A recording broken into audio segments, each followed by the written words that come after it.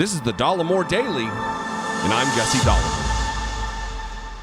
You may know someone like Sarah Palin. You may know someone who thinks they've got it on lock. Someone who just speaks in word salad and never really gets anywhere with what their opinion is. Someone who jettisons what the definitions of words are and then just creates a new definition for them. Yeah, actually, you probably don't know someone like this because she is a unique unicorn in that way. Or, let me back up. She used to be a unique unicorn. What she did, though, with her entrance onto the national stage when John McCain disgracefully picked her to be his running mate, is usher in a new era of morons in the Republican Party. Her being public and accepted as a normal, rational figure in the Republican Party ushered in the Donald Trumps. It ushered in the Marjorie Taylor Greenes and the Lauren Boeberts and the Louis Gohmerts and the Jim Jordans. She was the crack in the dam that ended up being a massive break and just flooded the town, killing everyone. That's Sarah Palin. A woman who quit her job halfway through being governor to run and be a reality TV star. Apparently, though, good on Alaska, this last election, they decided, no, you're too stupid for us.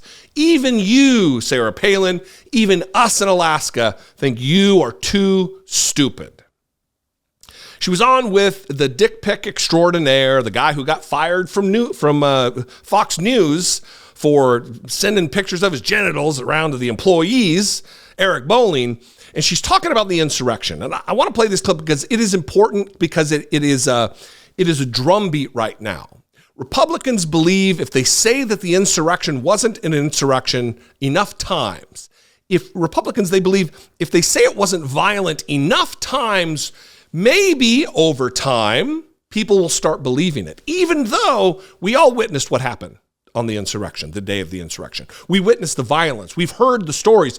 We've seen the carnage, the weapons that were used to bludgeon police officers. It was such a violent event that if I even try to play footage of it right now, YouTube will demonetize this video. That's how radical it was. But she goes on with Eric Bolling on Newsmax and tries to convince America otherwise, that it wasn't an insurrection, that the definition, blah, blah, blah, blah, blah. We'll talk about all of that after the clip. Watch this. And they were even able to hijack the terminology being used that is commonplace now when we talk about January 6th. The definition of insurrection, that's all about violence. That's overthrowing a government. And here, that now is in just, commonplace vernacular. It's being used. It wasn't an insurrection on those people who wanted to get into the Capitol and exercise their right to protest, to voice their opinion. And the ones who were not violent, including some of the examples that you've given, they end up in jail, they end up in prison, and they were not violent. It was not an insurrection. But for them to be able then to get in the psyche collectively of the populace by using terms like that, we shouldn't have even let it get that far. People in the news should have busted the hijacking of the language, of the verbiage used right off the bat. Corrected people. Very quickly, Governor. Oh, yum, yum, yum, yum, yum. Don't you love that word salad?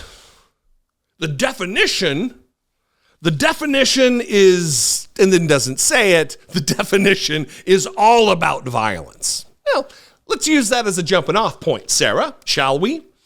Dictionary.com, an act or instance of rising in revolt, rebellion, or resistance against civil authority or an established government. Merriam-Webster defines insurrection almost identically, an act or instance of revolting against civil authority or an established government.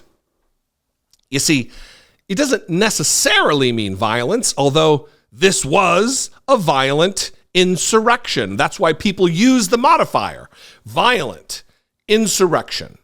And most certainly it was an attempt to overthrow the United States government because they were there to stop the certification of the election in an effort to reinsert Donald Trump as president of the United States extra constitutionally, extra democratically. They wanted him there back in office, even though he lost the election by 7 million plus votes. If that's not an attempt to overthrow the United States government, what is, Sarah Palin, Eric Bolling? You see, conservative media, conservative politicians they're now just purveyors of propaganda, promoters of lies and conspiracy theories in an effort to make their worldview work, in an effort to make the way they see the world make some sense to voters. We all witnessed with our eyes what took place on January 6, 2021. We looked on in horror watching live television as a mob of thousands converged upon the United States Capitol. We've seen the pictures of the injuries where cops lost fingers and toes. Cops died.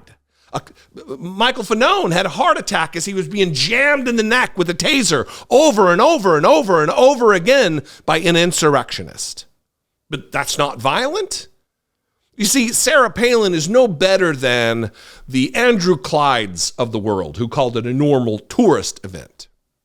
Sarah Palin is no different than the Michelle Bachmans of the world, who called it a happy family reunion. Sarah Palin is no better than the unemployed Tucker Carlsons of the world, who for years before he got fired called it just a trespassing event. They are desperate to change the narrative, and they're going to change the narrative by altering the history of what took place, which we're seeing on a larger scale all over the country with how conservatives want to teach actual history in schools to children to warp their view of the world. It's pernicious, it's dangerous, and we have to step into the gap to protect the accuracy of history and the teaching of history and our children. Anyway, I'd love to know what you think. You can call, leave me a brief voicemail, 714-576-4054. Of course, you can email me daily@dollemore.com. Thanks for joining me today. If you have it in you and you're interested in supporting my work, helping produce my work, the best way is to go to patreon.com/IDoubtItPodcast.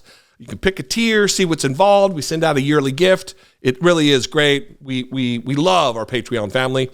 But if you want to stay within the ecosystem of YouTube, you can click the join button below. And for $2 a month, you can become a channel member or hit the super thanks button. All these are great ways to support what we do. You can buy merch. Or if you're not in a financial position to do that, do not even worry about it. You can comment, like, make sure you're subscribed, share this video with a friend. All those are fantastic ways to help support on a daily basis what we're doing right here. Anyway, follow me on social media. I am at Dollemore on Twitter, Instagram, TikTok, Threads, Facebook, at Dollemore, and I'd love to see you there as I wave my hands around wildly, because that's how I talk. Anyway, I love you guys. I appreciate you very much. I'll see you next time. Be genuine. Take care of one another.